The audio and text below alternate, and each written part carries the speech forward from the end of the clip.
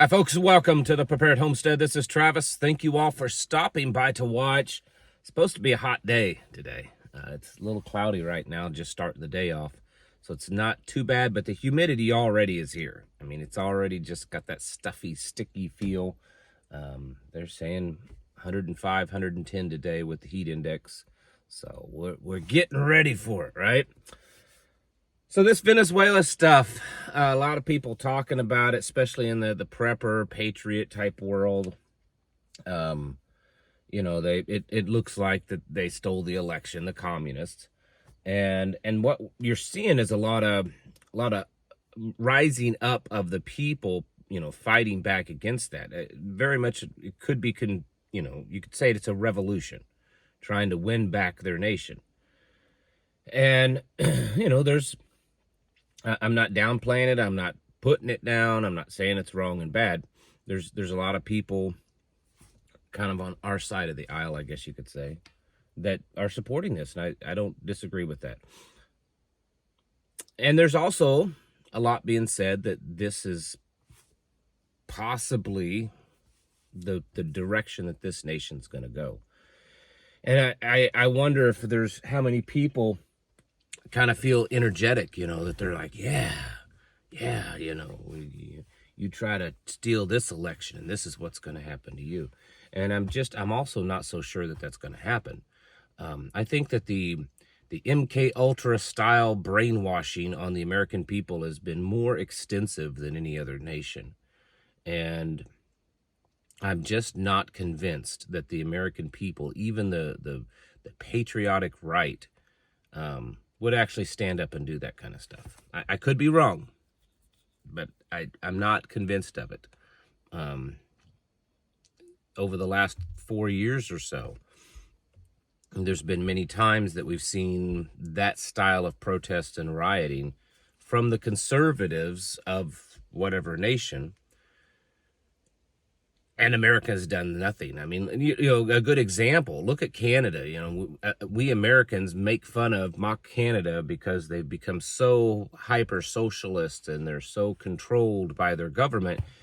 And yet they did that big trucker protest. And then when it came to America, it fizzled out a lot. I mean, there was some trucker protest, but nothing to the level of what we saw in Canada. So I'm not 100% convinced, but from a preparedness perspective, if that does happen, how do we handle this? And this is just my opinion, I'm sure I'll have a lot of you disagreeing. If it ends up being similar to what you're seeing in Venezuela, where there's just unorganized violence, that's just, you know, I mean, honestly, from at least and of course the optics could be altered just for, you know, what's being released. But from our perspective of looking at these video coverage, these protests don't look any different than a bunch of Antifa protests. It doesn't look like necessarily a revolution. It just looks like they're just angry and they're fighting back, and stores are being looted and buildings are being burned. And of course, their police are fighting back in the sense that they're actually shooting them because they're communist, right? They're communists. So there's video footage of dead people all over the streets. Some of them have been shot. Some of them have been just mowed over with vehicles. But the point is that it's an unorganized pushback. So the probably isn't going to go anywhere. Unless at some point someone starts to pull it together and take kind of a leadership role in organizing that energy. If we see that in America, I would be very cautious to be involved with it. In fact, I would say that would be a bug out scenario for me. Not because I don't want to fight back and to be part of a revolution, but because that particular scenario is probably going to lead to just a lot of bad stuff. So if you find yourself still living in the cities or in a suburban area and something like that starts to happen, I would strongly consider and advise you to do your bug out and to do it quickly. You know, a lot of people talk about bugging out. I'm one of the few that says that it's not a good idea only under certain circumstances, because if you bug out and things are bad, now you're getting caught up in the bad stuff. So really the only way that bugging out can be effective is if you stay ahead of the curve and you do it before things really start to get bad, or you hunker down where you're at and you wait until the dust settles, or a lot of people die, and then you bug out. But that would be definitely something that I would bug out for if all that started happening. In that kind of scenario, you want to have a place to bug out. That's what a lot of people forget. They think bugging out just means that you're going to run off to woods and you're just going to survive, or you're going to figure it out once you get there. That's a really, really bad scenario. Bad idea, bad planning. Make sure you have a place to go to. And I would advise, if that is your place to go to have stuff on hand there. It doesn't mean you have all of your supplies, but you need to have enough stuff there to kind of survive off of, because you cannot plan and it be your only plan that if you bug out, you're going to take your stuff with you, because that you may not be able to. There's many scenarios and that you can't. I mean, I've known at least 2 or 3 people that their homes have caught fire, that they were preppers, and their homes have burned to the ground, and they lost all their preps. They weren't able to pull that stuff out. So you can't plan on taking stuff with you. So make sure you have stuff stored there. And I'm telling you all this now 100 days in advance so that you have some time to do that. Make sure your bug out route is planned, that you know how you're going to get there, and then have alternative routes. And I would suggest that those routes of getting there are back roads as much as possible. Try to stay off the main roads if you can avoid it. And then if it's a fairly long distance getting to your bug out location, have some known safe spots along the way where you can, get off the road and hide or anything like that. I know this sounds very apocalyptic. It sounds like a Hollywood movie, but have you been watching what's going on in Venezuela? So the things that I'm telling you aren't that ridiculous. Could we see America actually kind of come together in a real revolution where it's organized? It's always possible, but I honestly I don't see it happening. I just don't. I don't see it happening comparing to Scripture, and I don't see it happening based on the mentality of Americans today. Even patriots, I just don't see it. And when I say patriots, I mean patriots. Those that call themselves patriots. I just don't see it, but it's possible. I mean, I'm not saying it's not going to happen. I do think that we're going to see an absolute crazy election. I do think that it's going to appear to be a stolen election. And honestly, that could go both ways. I mean, from the left's perspective, if Donald Trump gets elected, they're going to claim that it was stolen. From the right's perspective, if Kamala Harris gets elected, the right's going to say the election was stolen. So I'd say either way this time, we're just going to say that the election's going to get stolen, regardless. And even whether it's the truth or not, that's the perspective.